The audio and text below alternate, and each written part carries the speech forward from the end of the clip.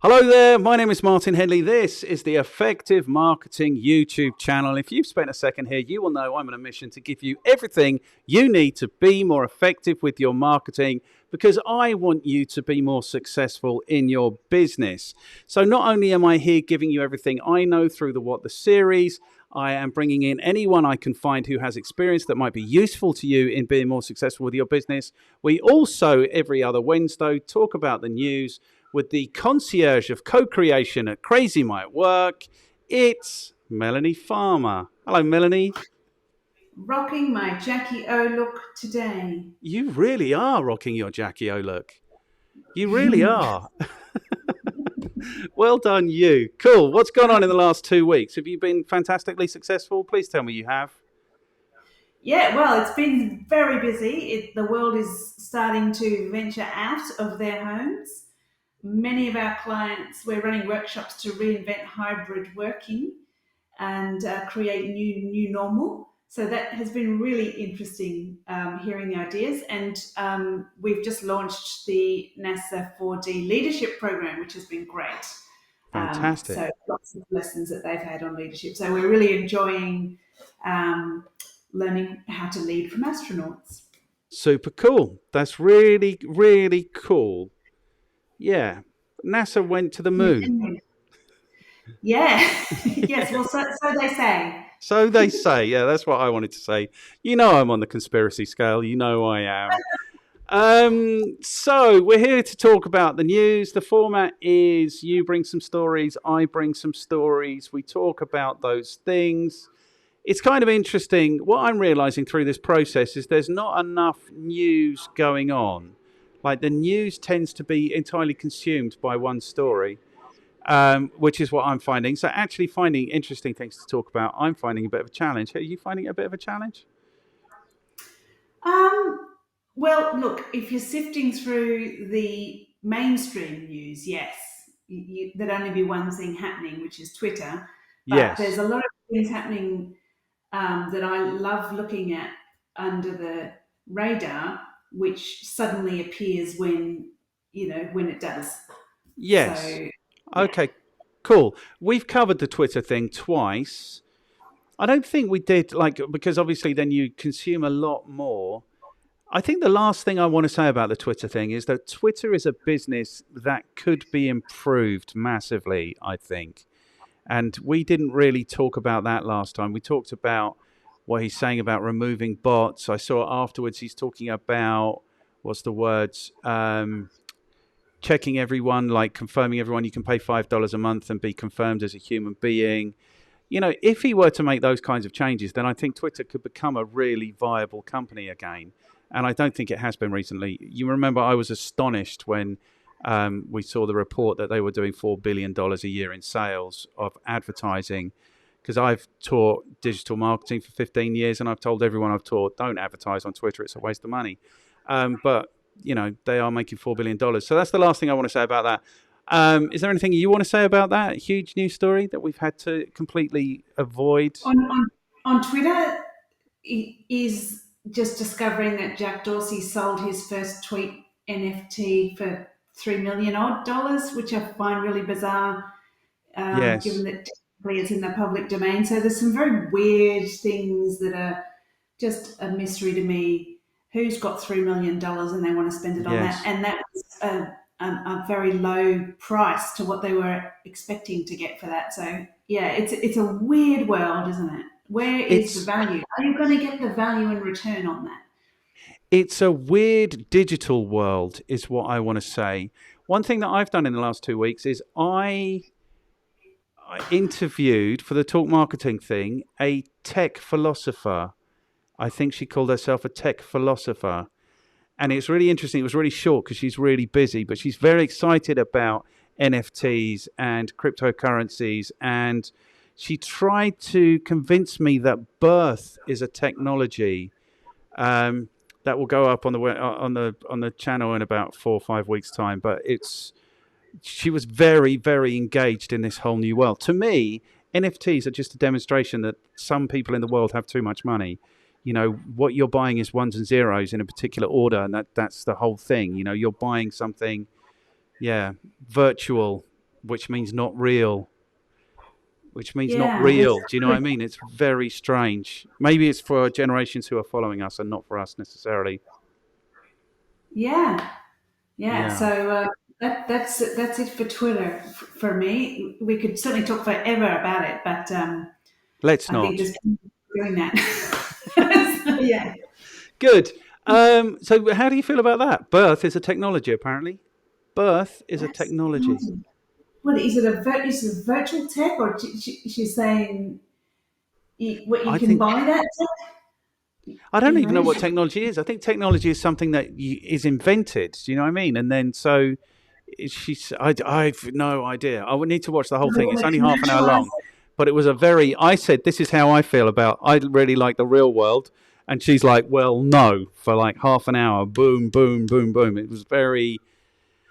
Felt like I'd been duffed up a little bit at the end of this half an hour, and then she went off back into her virtual reality. So it'll be interesting. I need to watch it again. Okay, so what's caught your attention in terms of the marketing news? How many of you managed to find for us this time around? Look, there's a Well, the way child who comes and plays with my pens and my paper. Look, this is what goes on. now, Martin, are you sure it was a child, or is that just you on a Wednesday? No, I'm You 100% sure that was a child. yourself. Sometimes I find myself talking to people and there's felt tip marks all the way down my arm. It's like I have to explain I was attacked by a I child used to with a be pen. I used to be a kindergarten teacher. I feel your pain. I'd come home with like unicorn stickers on me, and what it's just yeah, that's the life of a kindy teacher. So Yeah. I am But at least they're interested not in talking bullshit about NFTs and did cryptocurrencies. no, they would explain perspective to me, and just world philosophy at age 4. Quite, I learned a lot more from them than many colleagues since. Have you seen, you will have seen, I'm starting to do like reaction videos as well. And I reacted to, I can't remember the guy's name, but he did a brilliant TED talk about creativity in education. Like, it's the most amazing presentation I've ever seen. And he was Sir something or other. I could probably quite easily find out his name. Anyway, there's a thing he does in there where he talks to this little preschool girl and she's drawing a picture. And he says to her, well, what are you drawing? And she says, well, I'm drawing God. And he's like, well, that's interesting because nobody really knows what God looks like. And she says, well, they will in a minute.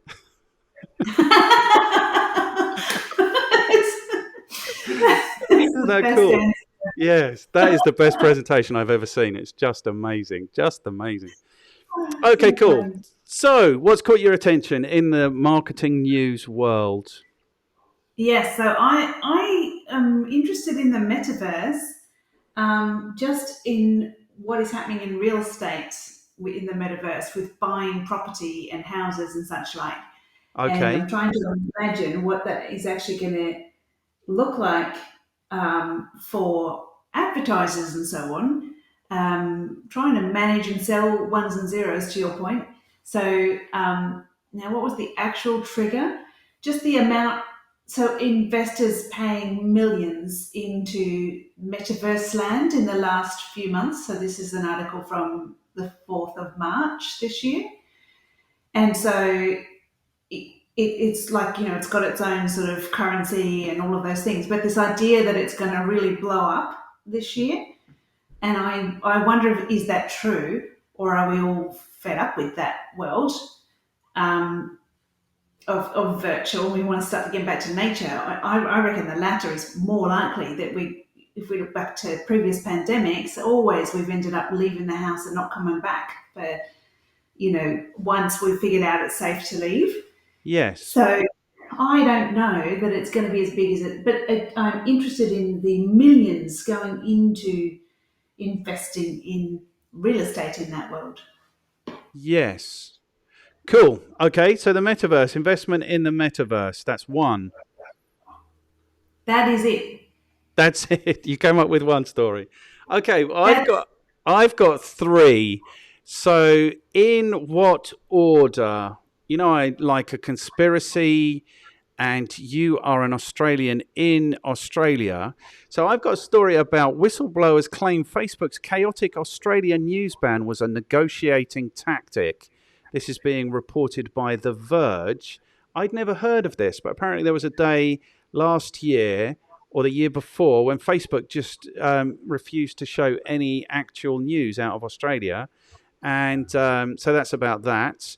Another story that I've got is Apple, Google, and Microsoft are committed to expanding support for FIDO standard to accelerate availability of passwordless sign-ins. Yeah. Okay, so this is a security thing. These three businesses coming together to talk about security. And then the last one I've got is Google raising pay, revamping employee reviews, documents show. So we've spoken about Google not being the nicest place to work on these segments before, and it seems like they are doing something about it. So those are my three stories. So we've got four. Did you have a headline to go with your investment in the metaverse story? Expect over 1 billion in sales. That's probably a nice for metaverse land purchases in 2022. It's certainly not. I mean, I will say this: Twitter's worth more, isn't it? But 1 billion isn't to be sneezed at for real estate in the meta land. Okay, February the 4th I've got. Okay, so let's see if I can do this. Yes, I can do that, and then that. And then we are looking at the thing. We will allow this. So metaverse real estate sales expected to reach $1 billion this year. Real estate sales in the metaverse are expected to reach $1 billion this year, according to a metaverse analytics firm. The company expects real estate sales on four major metaverse platforms, which surpassed 500 million last year, to double this year. The company added that real estate sales on four major metaverse platforms, Sandbox, Decentraland, CryptoVoxels, and Somnium, reached 500 million. Yeah, so I love this company. The second one. The second one, Decentraland. Decentraland. I love that name. I think it's just hilarious, as in decentralizing. So I feel like the intent behind all of this is that everyone can live in a palace. But it astounds me really that the value placed on something that technically doesn't exist. So I do wonder if there's some status thing around it, that's because I think it was Snoop Dogg who bought some large chunk of metaverse land. Yeah, and certainly there's a lot of excitement around it, and I think certainly, if it is, to my mind, supposed to be some kind of utopia, what does it mean for marketing, advertising in that world? Is it a place where you would incite people to go and actually buy your product in the real world? Or could you actually sell your products? So if I'm selling Vegemite, can I sell Vegemite in the metaverse? And can they put it on their imaginary shelf and pay me $2 for the GIF or whatever? Like how is that going to? So I do think, is that a whole revenue stream for people to create their pretend Vegemite shelves, etc. Right, good. I'm also extraordinarily worried about this because I like the real world, and we can see, and we have seen, haven't we? The data suggests that the digitization of our lives is not necessarily making us happier. So instances of depression, anxiety, self-harm, suicide are all up. My experience of being in the world is that the further removed people are from technology, the happier they are. So I am concerned about this. So the conversation that I had with Somi was basically, I said these things and then she didn't agree with me. So it was kind of different. The question is, so she was saying this is the next advancing technology. Everyone's resisted advances in technology. So get over it, basically. It's happening. She calls herself a tech philosopher or a digital philosopher or something. So, and she's like, well, it's not my job as a tech philosopher. to question these things. But I would say it is their job. Like the job of a philosopher surely is to question the wisdom, is to question the situation and kind of identify the dangers. Do you know what I mean? And then somehow motivate us not to go towards the dangers. What we're talking about here is value for value's sake, is money for money's sake. So what they're saying here is the metaverse real estate market is expected to grow at a compound annual rate of 31% between 2022 and 2028, according to a report from Brand Essence Market Research. Several people have estimated the metaverse to be a multi-trillion-dollar opportunity. Global investment banks Goldman Sachs and Morgan Stanley have predicted that the metaverse could be as big as an $8 trillion opportunity.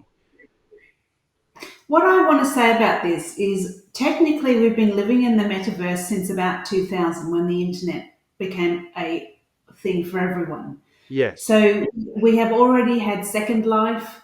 We're living a virtual life in Facebook to a degree.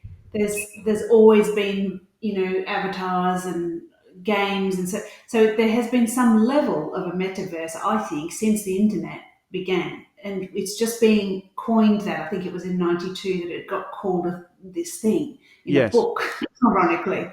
And now it's just a new way of describing what is already there, which is the internet.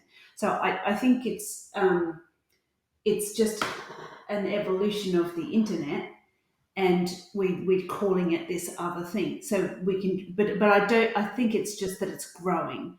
But I think what is interesting is that perhaps in 2000 we hadn't imagined that we'd be buying property and land and having, paying the same sort of fees that you would pay to buy an actual house. Like the madness of the actual amount. Yeah. Now, that is new.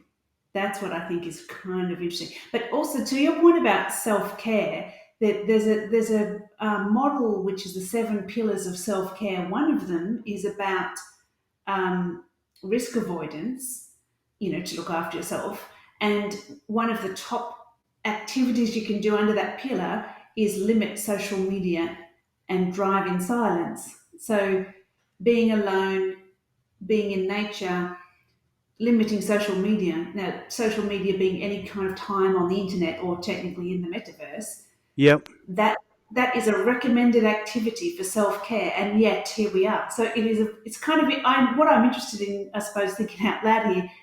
Does this mean that is there a way to achieve a self-care experience in the metaverse? Are there going to be psychologists in there that you could go and talk to while your avatar is a giraffe? And what's that going to be like? Can you go as your spirit animal to see your therapist? So is that going to actually offer you? So it is just an interesting thing. Are we neglecting our self-care, and could it be an opportunity in the metaverse even? Yeah. So the thing is that the system that we live under, the financial system, has previous for what's the word I'm looking for? Valuing less people's well-being than profit. So if you look at the tobacco industry, if you look at the sugar industry, all of these things, alcohol, we know they're not good for us. Somebody's making a quid, so it happens. Like you can take it further, like they're burning down the rainforest, somebody's making a quid. They're stealing the sand from the Asia South Pacific, somebody's making a quid. So it has chopping down mangroves, to create a beach, and then the tsunami wipes that village out because you need the mangroves to protect you. So, we're not famous as a species for working with nature. So well-being, 100%, is secondary to making a profit. So I don't think that is the concern of these people. Like from a market, so the thing is, it's value for value's sake. If this is going up 31%, well, it's going up 31% over 6 years. So I don't think that's huge. Is that like 3% a year? That's not huge returns, right? Yeah, but if it is a place to invest and get a return, then investors will argue it doesn't matter what it is, as long as it fulfills that function. From a marketing perspective, there are going to be a percentage of the people, of the population of the planet, who are going to spend an inordinate amount of time in this place. And if you want to reach those people, then this becomes somewhere that you might want to market. My issue is exactly like you say, these are people who are less interested in physical things. And so, what are you going to sell them? An avatar of the Vegemite that they can put on their shelf? You'll sell that once. Is it going to be an expiring avatar? So it will go out of date every 6.5 months, and they will realize it 6.5 months after that when they pull it out of the fridge and it smells horrible. Do you know what I mean? It's like, what are you? It's not real. That's my point. Yeah, Is it's not real. But if that audience is available to you, what are they going to be buying? They're going to be buying really comfortable chairs and headsets. That's really what they're going to be buying. That is real. Interestingly, I saw the story this week that Facebook are opening their first Meta store where they are yes, going to sell physical objects that you will need yes, to be in the metaverse. I yeah, really worry for the sake of the world. The other thing that I did is I did another reaction video with my friend Andy Gwynn, who has an amazing beard, and we responded to 35 minutes of marketing strategy that you can implement immediately by Gary Vaynerchuk. I'm not a Gary Vaynerchuk fan. Andy is a much nicer person, so it was a much more calm kind of reflection on what he was saying. But a lot of what he was saying is about this, is about NFTs and the metaverse and all of this stuff. I know where I am. I really like the world. I really like people who add value to the world. I'm comfortable enough in the world that I don't have to seek solace in a digital reconstruction of the world. I don't have to present myself as a giraffe or anything else. I really like the world. I really hope. I mean, people are getting really excited about this. Birth is a technology. That is what people are believing right now. And it, well, finally, for those people who do identify as a giraffe, they have a way to kind of live that out. But yes, it is kind of interesting, um, you know, as well as it being a virtual, not real experience, there is an equal and opposite trend of biometric scanning so that your exact body and how you dress and so forth is appearing so that your avatar is you. So there's the non-polished real version of you appearing in the metaverse. So that's because so you can hang out with your friends and you all look like you do in real life.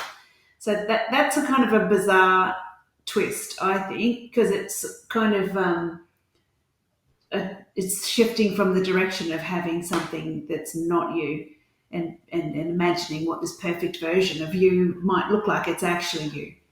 And the yes, danger, of course, there being that now my biometrics are in this environment and the cybersecurity threats going up, and stuff. But I mean, I guess it is in terms of it being marketing news. The amount that investors are piling in, the incredible growth, it's hard to ignore the growth and the amount of certainly skills for the future. And I think there's people hiring metaverse managers in big corporates now, like we spoke HSBC. about HSBC. Yeah, That's right. And so, what does that mean for your skill set? If you're a marketeer, you've got to be aware of the metaverse. Someone's managing that channel because that's for sure got to, whether we like it or not, it's going to be meaningful when it starts getting into those billions.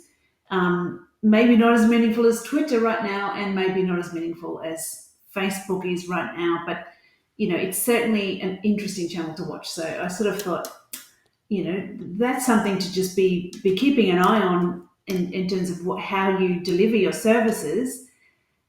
We had a client just recently say to us, have you considered running your courses in the metaverse? So I think, well, first of all, our clients would need to be ready to join us there. But it's a very interesting proposition. What could we do in the metaverse, in the innovation workshops that we run? Could be quite interesting. We'd never run out of post-its, let's put it that way, but it's just yeah. not exactly the same. The thing is, But I think we need to be. Yeah, I think we need to be careful about how meta we want to be about the question. But it's like, what actually is marketing? What are we marketing? For me, like marketing is about delivering a value for somebody. Do you know what I mean? That's what it's really about. And I can't get over this idea that virtual just means not quite real. Do you know what I mean? It means not quite real.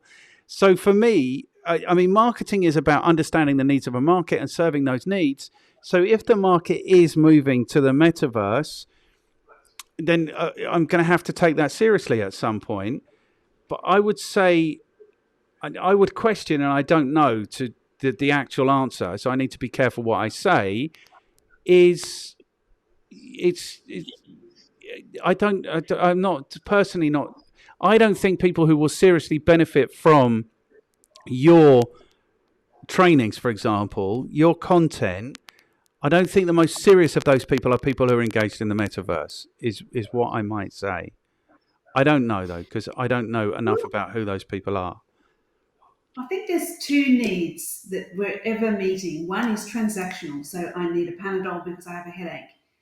And the second is a social need. And so that could be I need to feel trust, safety, that I'm making good decisions in buying the Panadol. So I think we often design products and services with the transaction of that in mind, but the second need that we're meeting is social. So if Yeah. I buy a Tesla, I'm not just buying a Tesla because of the physical thing that it does for me. I'm buying it for the social and emotional job that it's doing for me, which is increasing my status, prestige, whatever the thing that I might associate, and that's why I've done that. And so I think the metaverse is dealing in social and emotional need. And so I buy a car in the metaverse and I don't actually need that, but I am getting some kind of social emotional, hey, I own a Tesla. I know it's only in the metaverse, but still. So there's probably opportunities in there around the social and emotional needs that people will part with money to feel better about themselves in whatever way. Yeah, and that just really alarms me as well because, we've already identified that the digitization of our lives is causing Not those social contributing and to that. emotional issues. So it That's seems correct. unlikely to me that the answer is going to be more digitization. That's that's the thing. The thing is, there was another one. There's a big brand who've just made a big investment in marketing on the metaverse. What I do is I've got Google Alerts on, so every day I get an email about the news, and then I go through it and I open all the tabs and then I close the ones that I don't want. But what I'm going to do in future is leave them all open because we could have more of a conversation. I think I'm worried about it. I'm resistant to it. At some point, if that's where the market is going to be, I would question how much of the market actually is going to be on the metaverse and how serious are they. If the money's going there, that's absolutely fine. So if you're not interested, if you're only interested in taking value, for example, through cryptocurrency investments or through metaverse investments or NFT investments, then maybe it's a good place for you to be. I'm much more interested in delivering value in a very real sense. That's my interest. God help us. If we are doing this in the metaverse sometime in the next 10 years, will you do me a favor? Will you come round to my house and find whatever chair I'm strapped to and shoot me in the head? There's a great episode, in Big Bang Theory where almost exactly that happens, where Penny gets stuck in the virtual game as her avatar, and her friend Leonard shows up as another character and says, "Do you want to go for a coffee?" And she kind of has this minute where she goes, "Oh, I haven't showered for a week," Yes. and kind of takes off her goggles and finds that her friend is sitting next to her, going, "It was the only way I could reach you was to join you in the Oh, virtual." And then she's got like popcorn in her hair and whatever. So that'll be you. I'll be like, "Martin, come, let's have coffee." don't. Just shoot me in the head. I'm done. I'm finished at that point. Just do that. Judge you. What happened to you? It's time to leave. And the thing is, we're laughing, but we know that there's been instances where couples have allowed their babies to starve to death because they've been too busy gaming. Have you not heard about this? It's That's frightening to terrifying. that degree. I mean, it is terrifying. Yeah. Wow. So yeah, this is why it terrifies me, and it really does terrify me. And it really, I mean, I'm interviewing somebody on Friday, and we had quite a big chat before, like we always do, not like we often do, but we did this time. And he's like, "Yeah, I'm really interested to chat about your vision of the future and stuff." And I'm like, "Oh my god, it's grim." So I'm going to have to try and come up with some interesting, positive things Well, to talk about. you can talk about how the future might be in our past. Electric vehicles is what we first started with, and then we went to fuel after that. Yes, So yes. there is a lot of things that are coming into our future, which actually their origins were in the past, and so sometimes the answers might be in our past. I There you go. 100% believe that. I 100% believe that. Like we've spoken about this before when we spoke about biomimicry. It seems to me that earlier um, instances of our civilization had a better attitude to We had our act together than a little we bit do. more. Do you know what I mean? Like really feels to me like in 2022, like the Western culture is telling the world, no, this is the way it should be. At the same time, that Western culture seems to be driving itself off a cliff. It really feels like that to me. I'll need to find a more positive way to think about it for my conversation on Friday. Yeah. Okay, So cool. spend time instead. Shall we go to another story? Yeah, hit it. So, another story. I think this story about the whistleblowers and, oh, it hasn't gone. Click, click, boom. So, whistleblowers claim Facebook's chaotic Australian news ban was a negotiating tactic. I didn't know anything about this. An overreaching Oh, algorithm knowingly hit government and non-profit sites, reports the Wall Street Journal. Facebook briefly blocked all news from being posted on its platform in Australia last year. It used an overly broad definition of news publisher that it knew would cause collateral damage. Company whistleblowers are alleging. Complaints filed with Australia's Competition and Consumer Commission and the US Department of Justice alleged that the company engaged in a criminal conspiracy to obtain a thing of value, namely favourable regulatory treatment. So they were blackmailing Australia. There was something else here, 17,000 pages. Blocked non-media pages included government organisations like the Department of Fire and Emergency Services, Western Australia, and Queensland Health, and non-profits like Mission Australia and the Hobart Women's Shelter. The ban took place during fire season in Australia, the WSG, that's the Wall Street Journal, notes, and coincided with the country's COVID-19 vaccine rollout. In total, the WSG reports that Facebook internally recognised it had blocked 17,000 pages that it shouldn't have in the first day of the ban. So, did you know about this being an Australian in Australia?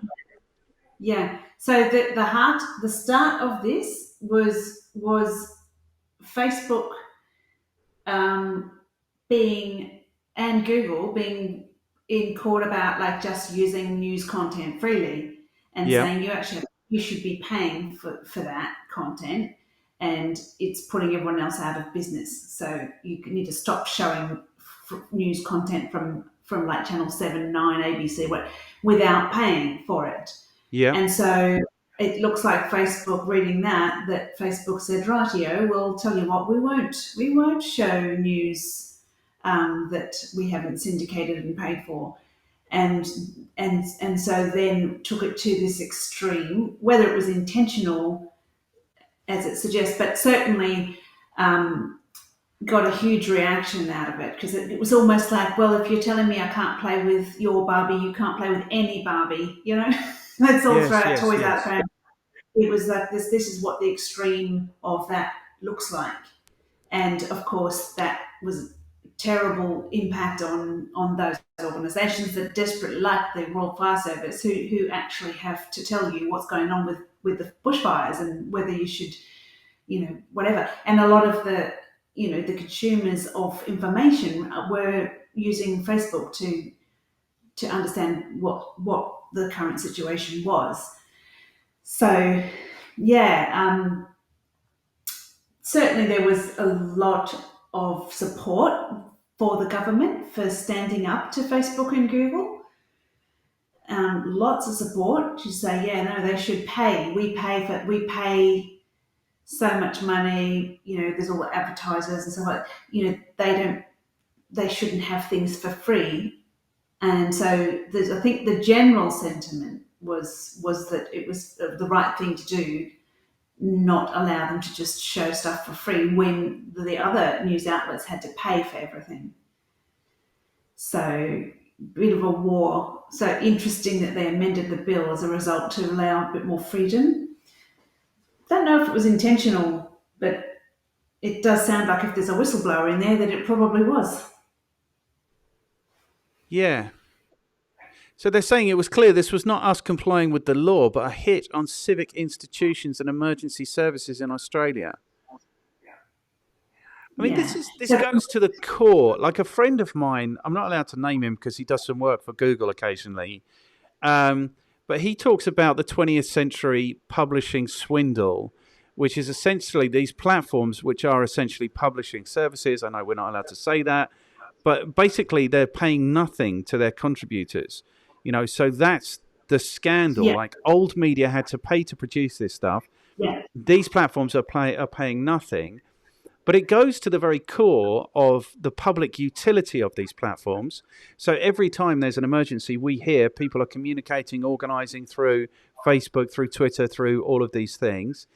And whether it should be owned in the hands of private individuals who can decide, okay, if this is going to affect my profitability, I don't care about the safety of populations who are experiencing mass fires or who need to find out about COVID treatments, etc., etc. So it's kind of damning. And also it goes to the publisher thing. They clearly have a lot of control about what appears on their pages. Whenever it comes to the idea of censorship, they're like, well, we don't really control it. It's like it's contributors who we don't pay. They do the thing. But clearly they have a lot of control about what appears on their pages and what doesn't. let's roll back to 1500 when the equivalent was a soapbox in the town square, and probably the same conversation was happening where people would say, Charlie shouldn't be allowed to get up and say that out loud on the soapbox.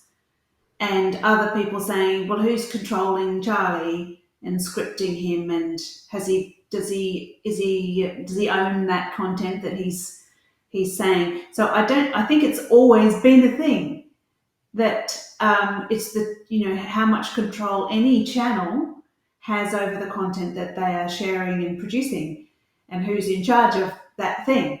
So to me, Facebook is a little bit like the public soapbox, except to say that it's owned by a private individual. Now, I wonder if somebody owned the soapbox and brought that along on a Saturday and said, you can Yeah. stand on it. It is. And they decide who's allowed to get up and not get up and what they're allowed to say and not say. Yes. It's that conversation has probably been happening since then. And this is Yeah. it's more of us. And this is the conversation that's kind of going on now. But the distinction is made, are these platforms publishers? Like, for example, if a newspaper writes something about you, you can sue them for defamation or for libel. If they say something dangerous and it causes harm, they can be sued because they're a publisher. They're deciding, they are saying something. So the argument is, are these platforms a publisher or are they a mechanism for communication? So people people compare it to like the telephone service. Like, so the telephone company isn't responsible for what people say or do or organize when they're speaking on the phone. So that's it. But what they argue when they are accused of censorship is, we don't have any control. And what I'm saying in this instance is we are just a mechanism of communication. What I'm saying in this instance is they clearly have a huge amount of control because they can turn off 17,000 precise pages for a 24-hour period. Do you know what I mean? So they are clearly exercising It's like being huge on strike. control. I'm taking away the soapbox, and now none of you can speak. And that got everyone's attention. And now they Yeah, can put it back again and say, I thought you'd agree with our way of thinking. There it is. Feel free to carry on saying what you like on the soapbox. And we are again in yeah, charge.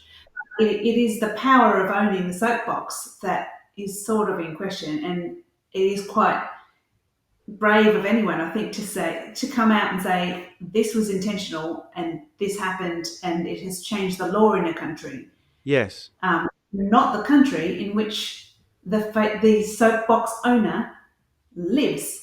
So Yes. that the home of Facebook being America, and so an American private company has changed Australian law effectively. And by the way, that whole process of trying to sort of require them to pay a fee for the news that they were allowing to be seen from Channel 7, Channel 9, whatever, that that had a ripple effect across the world, because then every country was thinking, "Oh, I didn't realise we could do that. We Yeah. Yeah. should we should do that." And of course, then Facebook, it looks like, said, "Well, I think you'll find that's not okay with us, because we don't want to be paying for this free news that we're getting from everywhere in the world, all these publishers, and we're not publishing; we're just putting the Facebook up. Yeah. You Yeah. get on and say what you like." And the thing is, I think about this is that what we're seeing is that the least attractive, the thing that markets find the least attractive about these platforms is the censorship. So, but they are very capable of doing it, and they are doing it, and they feel totally vindicated in doing it.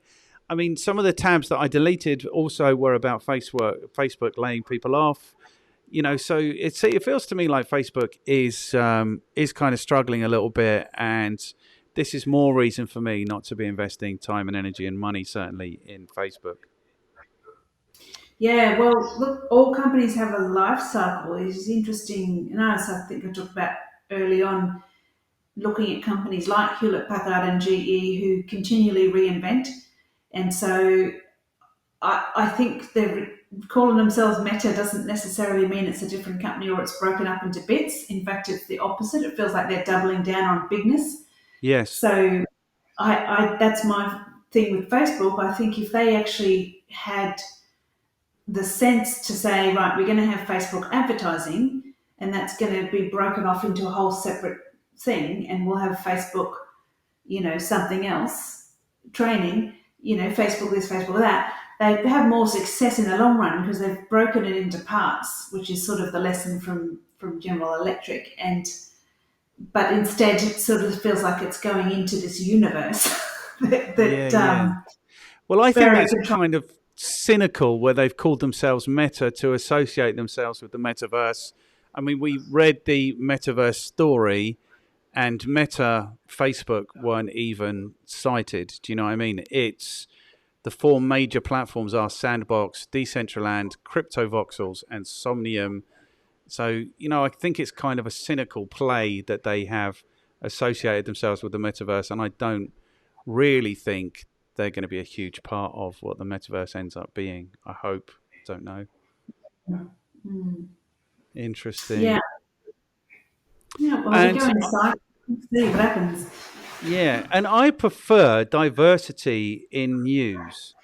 I think like what I'm always looking for is balance. I will read the mainstream media, I will read the alternative media, I will come to my own conclusions. I think that's the only healthy way to be in 2022. So the more this news is centralized, the less opportunity there are for smaller independent news stations, the less good I think it is for the world, the real world. We have an election underway in Australia, You do, and yeah.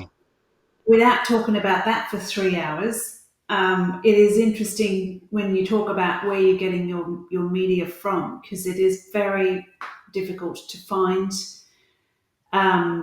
anything other than really the mainstream, version of reality.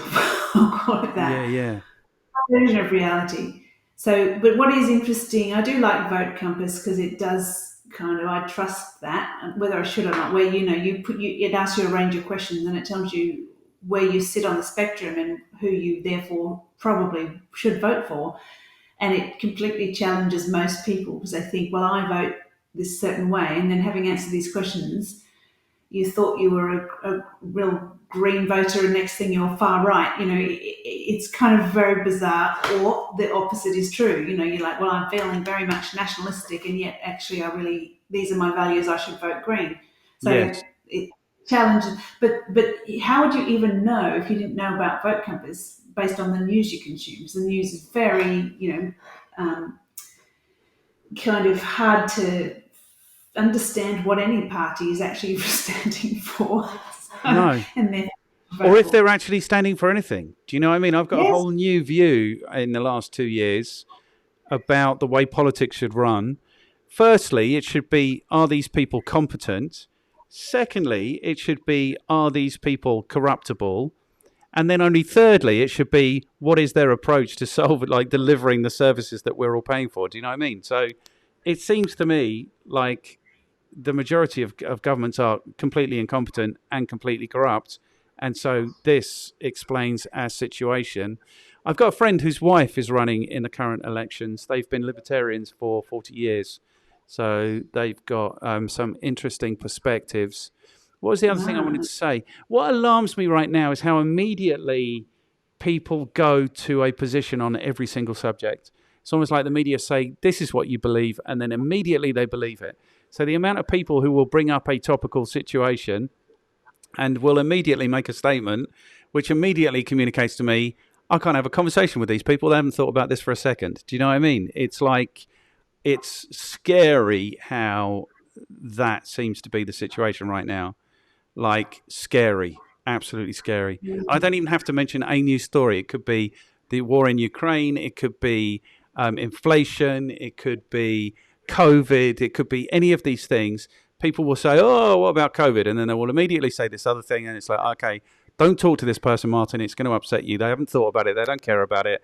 Get on with your life. Do you know what I mean? I think it's a symptom of stress too that the world is becoming more stressed. There's been severe social disconnection because we're not passing pheromones when in our conversation today, for example. Like that's what you do when you shake hands and you're in the same room as a person. Yeah. So without that, we're missing a whole like 30% of our social connection is gone. And Yes. if we've had 2 years of that, we have no time to think about things deeply. We're too stressed. So I think that ironically the answer is actually go and sit in silence under a tree. But instead we're in the metaverse. So, but there's this idea that safety is in your house, and the trauma that's causing on a subtle level, but on a global scale. I think that sort of stuff means that people do jump to conclusions, want to have an answer quickly because they're too stressed. They don't feel safe about being uncertain.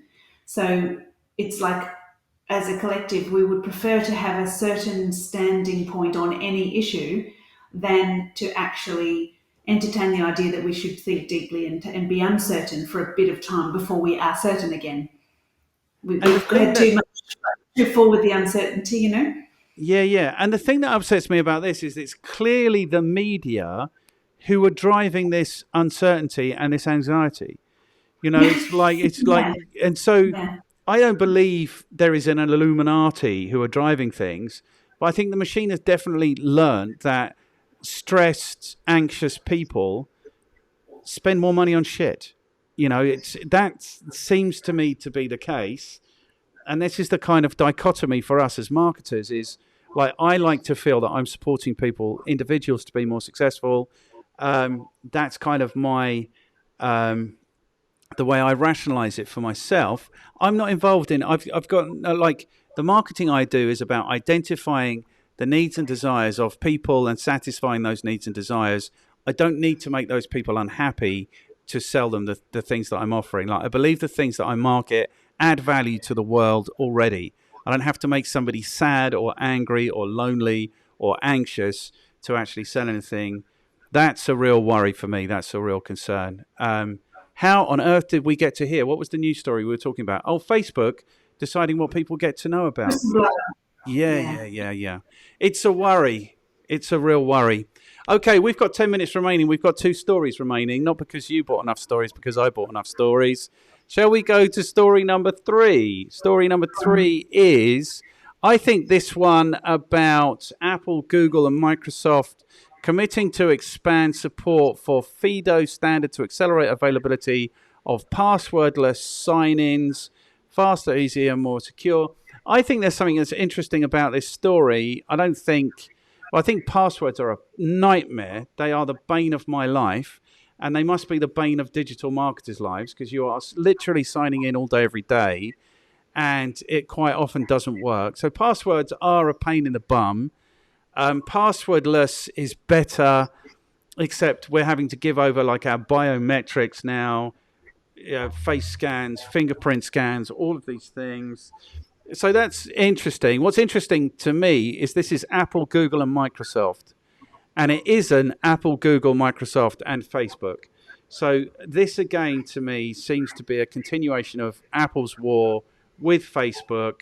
They don't like Facebook. Facebook doesn't get to come to the party. I think it's interesting. Neither does Twitter right now.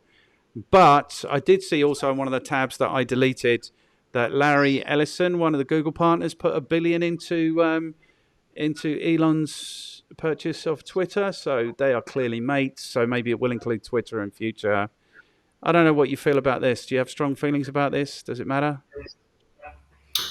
Look, I think the world is heading towards this sort of idea.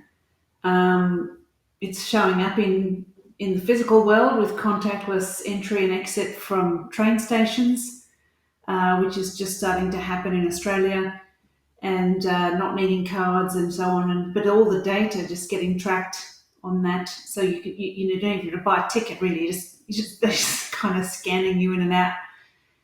So Yeah. I think it's trying to look in one way, it's making life easier for the user, but you know, I guess I wonder.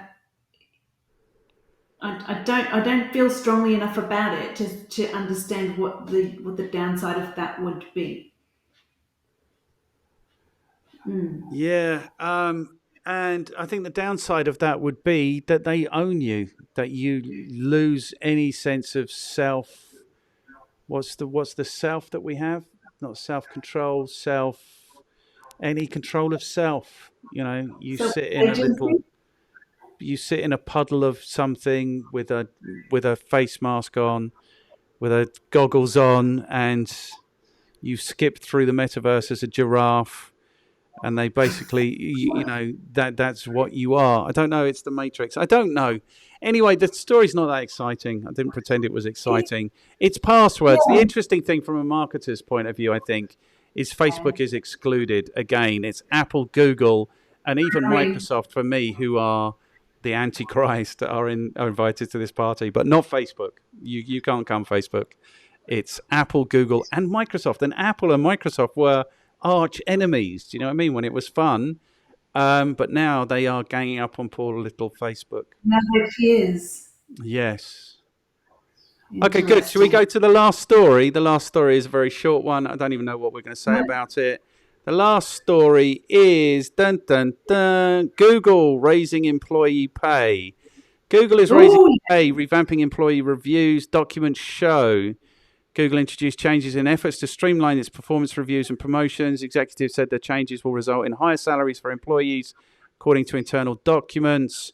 Company latest annual survey showed employees were increasingly dissatisfied with their pay compared to what they could make elsewhere. So this is the news, isn't it? It is the news that Google was falling, like all of these places, but Google especially, Google, Apple, they've been falling down the rankings of places to work. So Google at least are doing something about it, I suppose, and they're paying people more money and giving them more reviews. People want to feel like they are being heard. People want to feel that they are valued. All of those things. So maybe Google is doing it now. What do you think? I, I'm excited that Google have a positive story led by Google, fine, but there's been not a lot of happy thought leadership type news coming out of Google for a while. No. So nice to see, because really how they began, everything was new. We got bean bags, we got food, we're feeding people, we got table tennis. You know, it was like the place to work. And now really there's places like Pixar which offer that. Like you work all hours, but you can do whatever you like for your office and you're getting all this stuff in. So people make you a cake every birthday, and there's a choir that comes and sings to you.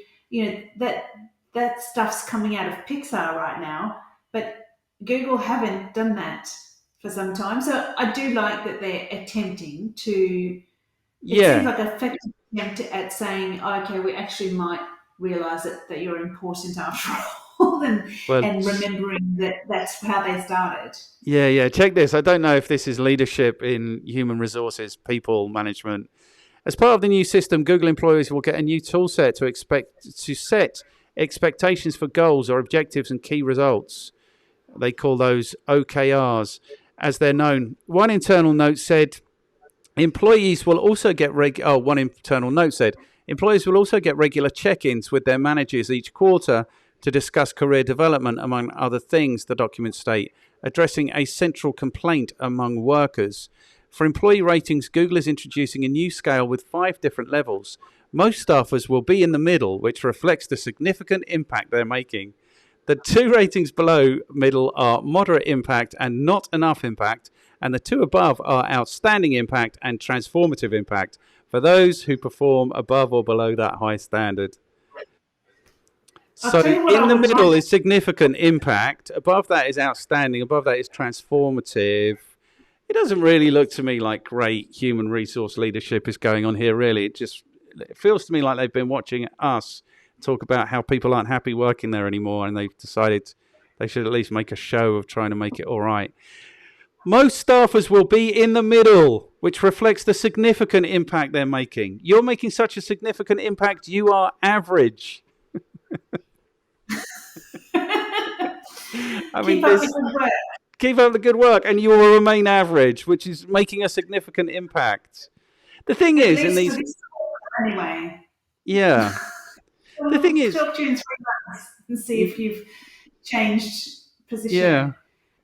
I would like to say, because this is a very interesting story, just a very couple of little things that have come out of the NASA program about appreciation of employees. good. So there's a few studies. These studies come from Deloitte, Gallup, a company called Authentic Recognition, and a company called Achievers. And this is all in March 2022 reports. Very current, right? So 37% of employee recognition, 37% of employees say employee recognition is the most important thing at work, and yet 65% haven't received any form of recognition for good work in the last year. 63% are more likely to stay at their job if they've been recognised. Yep. So it's not money, and that recognition increases employee engagement, productivity, and performance. And then, of course, that 92% of workers are more likely to repeat an action if they receive recognition for it. But I think what I think is interesting is the most important thing at work. More than a third of us say that, and the reason we leave is even they're citing, when you dig into these reports, that CEOs leave the organisation they founded, or what or when they become a CEO, they leave because they become less and less recognised as the higher you go. So when you're at entry level, you're kind of mentored and supported. But once you're at the top of the tree, it is lonely at the top. No one says thank you. No one cares. That's kind of the feeling, and so it becomes harder to feel appreciated the further up you go. That's generally what happens. But the critical importance of just saying thank you. And what I would love to see Google do there is those who are doing outstanding or transformational, that they make that more pervasive. What is it that they're doing and why? And how can they make that more pervasive across the organization rather than just thank the person? Put the person in charge of making whatever it is that they're doing that's working, get them to share that and amplify it. So actually be a strengths based growing. That would be what they ought to be doing, I think, as opposed to just noticing it. So, but it's a good first step. I don't know if it is a good first step, because there is also a brilliant book called Drive Oh yeah, by Daniel Dan Pink, Pink. and he Yeah. talks literally about kind of motivation, and he talks about the difficulty of motivating people with money, and how essentially money is a distraction in the workplace. And up until the Yes. point where you aren't short of money, so immediately you have enough money, it stops becoming any kind of motivator. And he says exactly this: recognition, um, Autonomy, purpose, and autonomy, mastery. purpose, and mastery are the four main motivators. But I think you're 100% right. Recognition is number one. People just like to be recognized, and when they fail to be recognized, they get really upset. I think more importantly, do you know what I mean? It's like that emotive. There is no neutral situation on recognition. If you're not getting it, it's actually upsetting. You know? Yeah. Yeah, and I think with, there's formulas around recognition: immediate, in person, unexpected. So I would like to thank you, Martin, for inviting me to be on your podcast. You I were know very this well. is You did brilliantly. You were exceptional but today. You really were, no, wait, let me tell enjoying. you where you were on the scale. You Oh, out of were, I'm going to put you at certainly above not enough impact, certainly good, above good. I moderate think impact. proportionality is, yeah. I You would need to say, be proportionate in your praise, otherwise it becomes meaningless. Very well done. no, so I'm just putting you on the Google scale. So I'm telling you, you are above not enough impact. You are above moderate impact. Significant impact sounds significant enough, but not quite as significant as outstanding. I'm going to give you transformative impact for your involvement in this program today, Melanie. You know, I just don't know if I can sleep tonight. I'm going to celebrate. But I'm not going to pay you more because that might become a distraction. No, good. Yes, we're all learning. We're Yes. getting very good at this stuff. Okay. And well done to you for at least heading in the right direction. But yeah, I think maybe for looks a big corporation, probably a committee came up with those words. You know, in their defence, it is hard. No, who can Okay. imagine what it's like trying to manage Google? Do you know what I mean? Who can, or even what it's like trying to work there? You know, I can't even imagine. Thankfully, I don't have to. That's right. Okay, Okay. you've been an absolute legend as always. Thank you, Melanie. We will see you in a couple of weeks if that's cool, if you're not too busy being too successful. Is there anything else you'd like to say before we check out? Thank you. Great chat. Love those stories. Look forward to next time. Super cool. I will catch you then. Okay, great.